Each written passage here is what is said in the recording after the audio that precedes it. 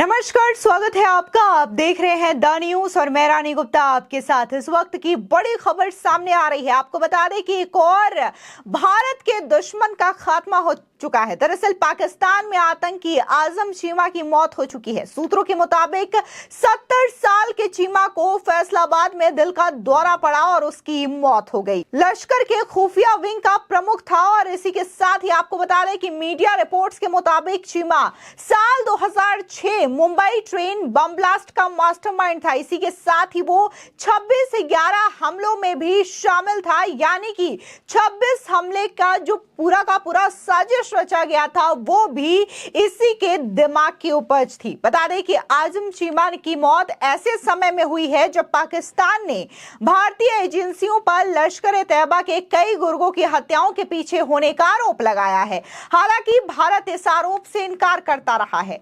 भारत ने कहा है कि वो ऐसे हिट लिस्ट नहीं रखता है। अगर कोई सूची होती तो हाफिज सईद और जेएम प्रमुख मौलाना मसूद अजहर जैसे कई बड़े आतंकियों के नाम सबसे ऊपर होते। आपको बता दें कि आए दिन ऐसी खबरें सामने आ रही है जहां पर कई सारे भारत के दुश्मन का खात्मा अज्ञात लोगों के द्वारा किया जा रहा है या फिर वो अपनी ही मौत मारे जा रहे हैं। लेकिन किसी समय में इन लोगों ने भारत को बड़ा परेशान किया है आतंकवादी गतिविधियों के जरिए, और ऐसे समय में जब इनकी मौत हो रही है या फिर अज्ञात लोगों के द्वारा इनका खात्मा किया जा रहा है तो ये लगातार सुर्खियों का विषय बना हुआ है। दरअसल आपको बता दें कि आजम चीमा की मौत ने पाकिस्तान को बेनकाब कर दिया है। वो 26/11 के मुंबई आतंकवादी हमले और जुलाई 2006 के मुंबई ट्रेन बम विस्फोट के अलावा भारत में कई अन्य आतंकवादी हमलों के मुख्य साजिशकर्ताओं में से एक था। लेकिन पाकिस्तान उसकी अपने देश में मौजूदगी से लगातार इनकार करता रहा। लेकिन जब पाकिस्तान में उसकी मौत होने की खबर सामने आती है तो अपने आप यहां पर पाकिस्तान का चेहरा बेनकाब हो जाता है। बता दें कि भारत के खिलाफ आतंकवाद की साजिश रचने वाले और दर्जनों आतंकवादी घटनाओं को अंजाम देने वाले ऐसे कई आतंकी हैं जो कि विदेश में बैठे थे।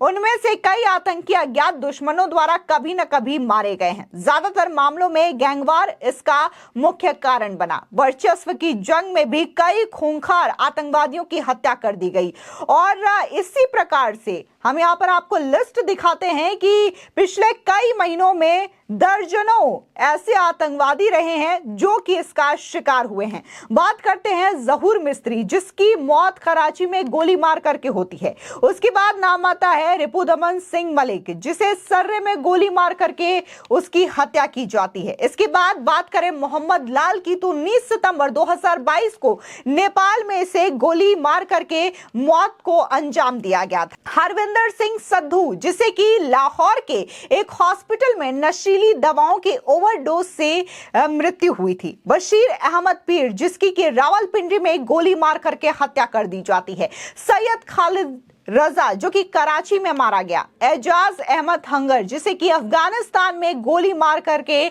मौत की नींद सुला दी गई। सैयद नूर शलोबार, जिसे कि पाकिस्तान के बारा खैबर में गोली मार करके मौत के अंजाम तक पहुंचाया गया। परमजीत सिंह पंजवार, जिसे 6 मई 2023 को लाहौर में गोली मारकर हत्या कर दी जाती है।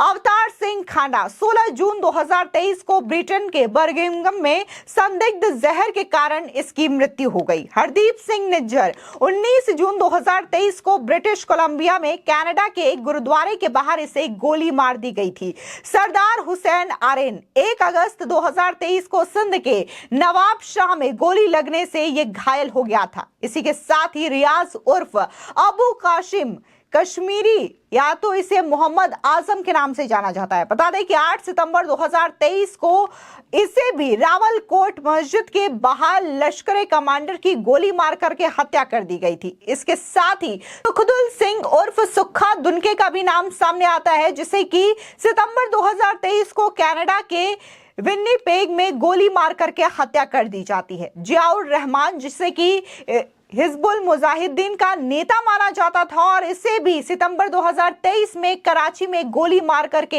हत्या कर दी जाती है। मुफ्ती कैसर फारूक, जो कि LET का संस्थापक सदस्य था, उसकी सितंबर को सोहराब गोथ में गोली मार करके हत्या कर दी गई थी। इसमें से ज्यादातर जिन आतंकियों की हत्याएं हुई है अज्ञात लोगों के द्वारा, उन्हें पाकिस्तान में ही मारा गया है। यानी कि ये वही पाकिस्तान है जहां पर हमेशा से ही उनकी सरकारें ये कहते हुए आई है कि उन्होंने किसी भी आतंकवादी को पनाह नहीं दिया है। लेकिन इनमें से ज्यादातर आतंकवादी जिन्होंने भारत को नुकसान पहुंचाया है, उनकी मौत भी पाकिस्तान में ही हुई है।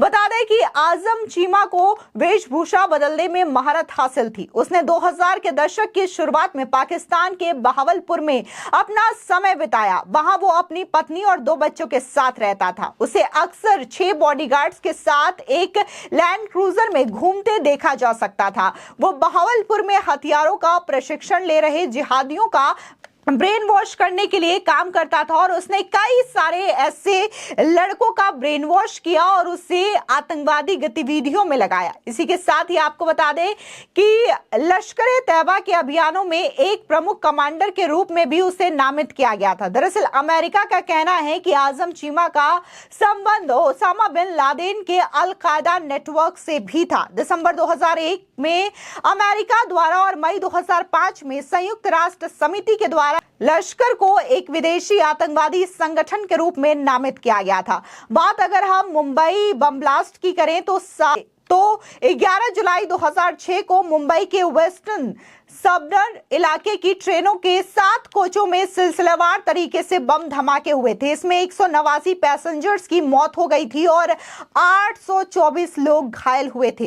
बम ब्लास्ट शाम 6:24 से लेकर 6:35 के बीच हुआ। ये वो वक्त था जब मुंबई की लोकल ट्रेनों में लाखों पैसेंजर काम के बाद घर लौटते थे। और बात अगर हम मुंबई बम ब्लास्ट, जो कि 26 से 11 के नाम से मशहूर है, इसकी बात करें तो 2008 में मुंबई में आतंकवादी हमला हुआ था। इसे 10 आतंकियों ने मिलकर अंजाम दिया था। हमले में 166 लोगों की मौत हुई थी।